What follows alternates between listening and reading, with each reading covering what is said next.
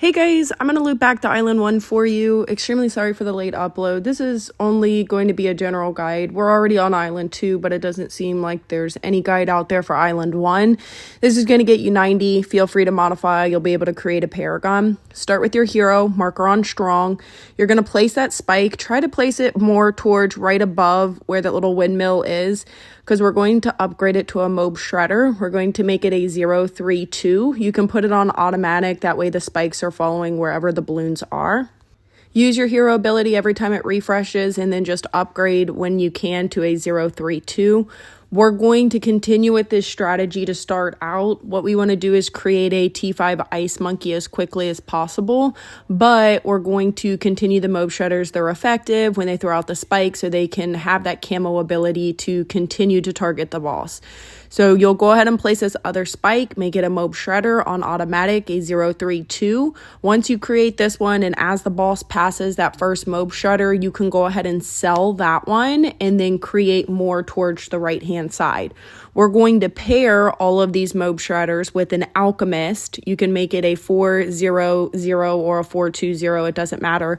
The alchemist is going to buff all of these spikes, and in turn they're going to throw out more spikes. It's going to extend their range, and then that way we don't have to sell as much as we continue on with this strategy. So after you get about 3 of them over there, you can go ahead and start building your alchemist. That way they start buffing them. And then right where the beginning portion of the map, or where the 2 tracks are kind of coming together, we're going to continue on the mob shredders at that beginning portion. You can throw out a druid to help with balloon cleanup if you have that balloon leakage as a 130. That way the automatic isn't going towards the back end of the track. So that's why I put that there. And then the spikes are just targeting the boss. I'm going to pair an alchemist with these mob shredders as well. As the boss passes, you can sell the ones that we created up at the top of the map, and then continue on with the mob shredders here. You want to kind of have the ice monkey prepared for when it starts going into the second half of the map. So you're going to see me go ahead, after I can place as many as I can here, I'm going to go ahead and start my ice monkey. So I'm going to throw it down. It's going to be a 420 to start. When you have around the 28,000, or as the ball starts coming around this bin, you're going to turn around and sell the mob shredders. You can sell the alchemist, and then create that T5 ice monkey as quickly as possible. Once you create it, we're going to immediately need to pair this with a helicopter. It's going to be a 240. If you're not familiar with the middle path on the helicopter, you need that. When you click that ability, when it refreshes, you can select a tower and move it. So instead of having to sell the ice monkey and rebuild it each time, right now our main defense is that ice monkey. So we want to be able to move it every time that boss is out of range of the ice monkey. We're going to continue with the mob shredders kind of all the way up until this loop, and then we'll venture away from it. Move your ice monkey. Remember, pair it with alchemist as you're creating these mob shredders. I'm going to start preparing for my next T5. I'm going to do a T5 spike and make it a 250. So we're going to always keep that ice monkey out, move it, because that's our main defense. But we'll end up selling the mob shredders and creating that T5. That way we don't have to constantly keep doing the mob shredders. I'm very much find a strategy with as little to no micro. But remember, this boss does need camo detection. So any towers that you place, make sure that it can detect camo. The spikes, as they go on the track, they can target any balloons, or they're going to damage anything out there. So that's why the spikes are okay. When we go to start creating our next T5, we're going to want to make sure that we cross path this sniper for camo detection. But as I stated, make sure you continue the mob shredders around this loop, and then after that we're going to stop. We eventually want to just kind of keep creating T5s that can detect camo, so then that way we kind of take away the micro, and then we can start on our Dart Paragon. Remember, pairing those with Alchemist is going to be huge. It's going to extend their range. It's going to help with the spikes that are coming out as well. For our sniper, it's going to be a 520. That middle path is for that camo detection. Make sure that you put it on strong. So that's why it's strictly just targeting the boss, and we're not targeting anything else, because the spike, the T5 spike, is going to help damage the boss and also the balloon cleanup aspect. So you don't really need to worry about all the other mobs and stuff that are coming out, because that spike and and how long the track is going to help with that balloon cleanup. When you have enough, sell the mob shredders, upgrade that T5 sniper as quickly as possible. That T5 sniper is going to do a lot more damage, so that's why we want to get that out there as quickly as possible. For my next T5, I'm going to put out another T5 sniper.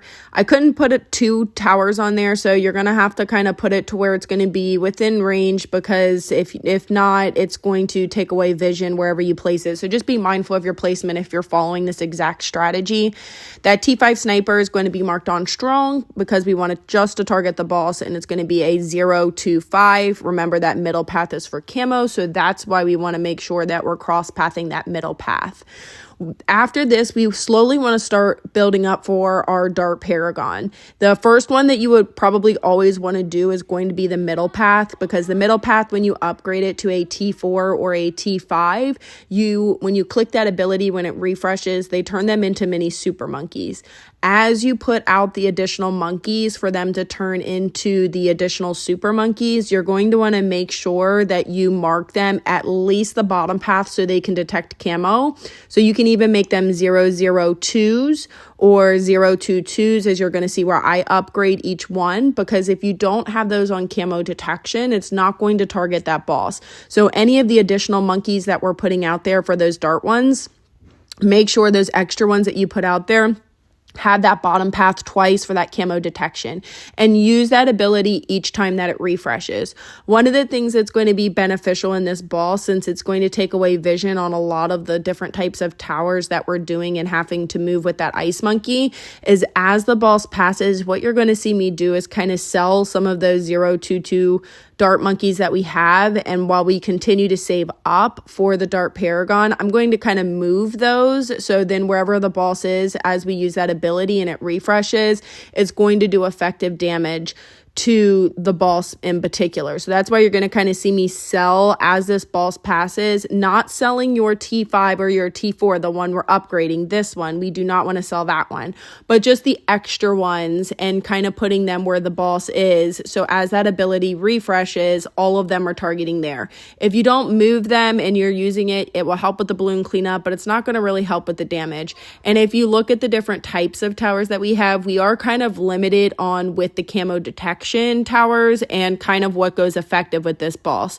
So once we upgrade that, you can start upgrading each one of the other types of towers. But as you see here, my ability refreshed, and before I'm going to click that to turn them into mini super monkeys, I wanted to place some of them to where the boss is, and then that way they're all targeting them and cross pathing. So that's why I'm selling them and then kind of just recreating a few of them there, and then it's going to help with that damage aspect.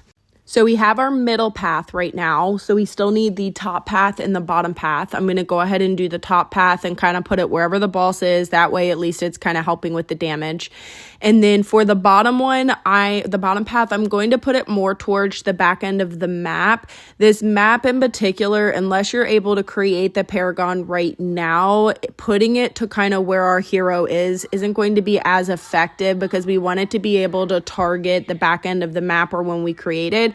And since it's not going to be able to have the top edge of where the boss is going now, I put it more towards the back, so then that way when we create it, it's going to be able to hit the boss all the way up and towards when it exits out. So continue to save up until you can upgrade that back dart monkey all the way to a T5. If you have the monkey knowledge and you micro a lot better than I do, you can do the bottom path twice to boost the Paragon. But as you see, the boss is already coming towards the back end of the map. And so I'm only going to do one of the bottom path and contribute the bare minimum. So kind of making that bare minimum Paragon, just so we can go ahead and get it created and then the levels start coming off. Once you upgrade the back end dart monkey, if you're following this exact strategy or you have the towers out that I do, you need around 30,000 in order to turn around and sell to create it. So what we'll do is we'll end up selling pretty much all of the towers apart from the dart monkeys that are out there, so then we can create that Dart Paragon as quickly as possible. And so once you hit that 30,000, you're going to see me turn around and sell and then create that Dart Paragon. I am going to leave it on first just because of where the boss is. And as the balloons start coming, this boss will kind of soak up and push them to where it's at. So they're going to go more towards the exit. But feel free to modify this strategy. This is going to get you 90. It's not the best score, but we already moved on, and I logged on so late to play that we had already pushed forward. So I got Island 2 out before I could do even Island 1. So after you get the Dart Paragon created, you're basically just going to rebuild, put different towers out to continue with the damage to kind of help with the balloon cleanup, and put out whatever you want to kind of help with that. And that's it. Easy strategy, not a very great one, not a very high score, but it's going to get you 90. It's going to get you a Paragon. If you do some few modifications, I'm sure you can go ahead and get well over that 100 mark. But as always, thank you guys so much. If you haven't, drop a like and subscribe. And if you want to support me in-game, my in-game creator code is mthegoddess, just like my YouTube channel. I appreciate you guys all so much, and good luck this event. Bye.